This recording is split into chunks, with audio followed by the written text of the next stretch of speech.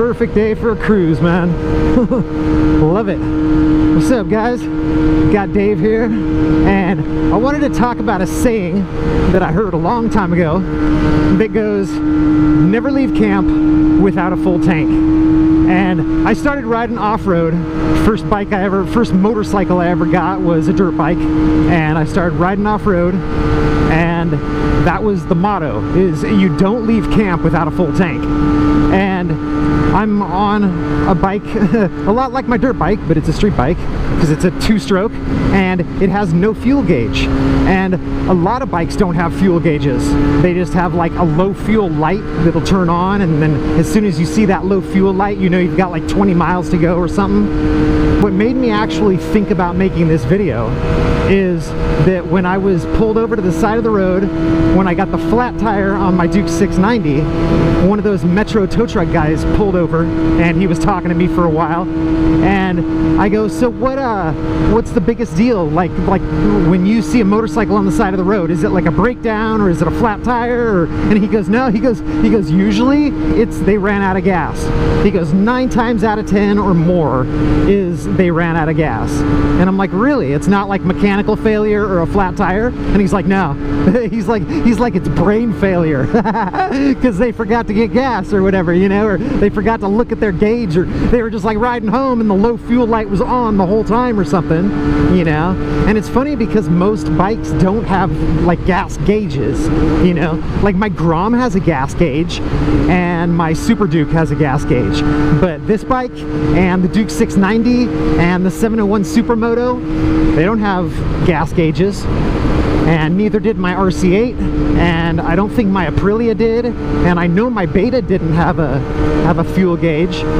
And my tip, like what'll actually help you, is you got to know how far you can go on a full tank.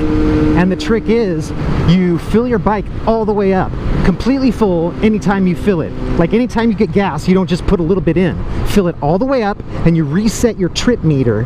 And what that'll do is it'll make it so that, like, you know, I'm riding around, okay, I'm at like 36 miles right now, and I know I can get like almost 200 on this tank. Almost 200 on this tank. So with this bike and this setup and how I have it jetted and everything right now, because I tried it. And once you know that, then I'm riding around, it's like, oh, I've only got like 37 miles on it. Big deal, dude. You know, like I'm a long way before I have to pull over and get gas somewhere.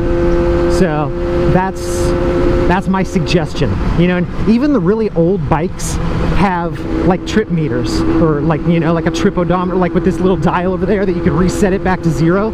That's all you need. And once you know how far your bike will go, then it's just as good as having a fuel gauge.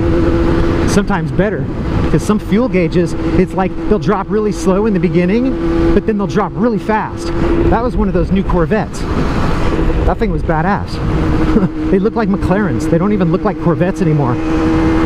But I really like the odometer setup, you know, like for keeping track of where my gas is just keep track of where your miles are.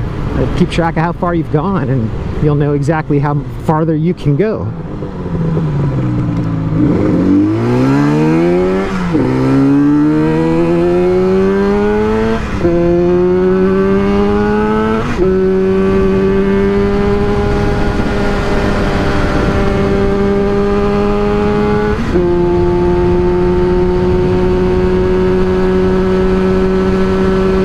Freaking fast, dude.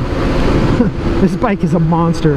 It handles really good, and it's really fast and really smooth, like almost no vibration because it's a two-stroke. Easy to see why people fell in love with this bike way back when.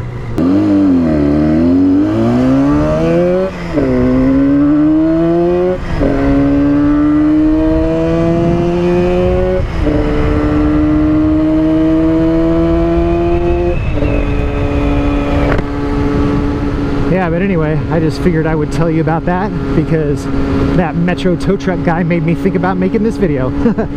Because he said more than mechanical failure or flat tires, it's just brain failure. People are running out of gas. So anyway, I will talk to you guys later, and have a great day, and I will see you in the next video. Make sure you got enough gas in your tank. Peace.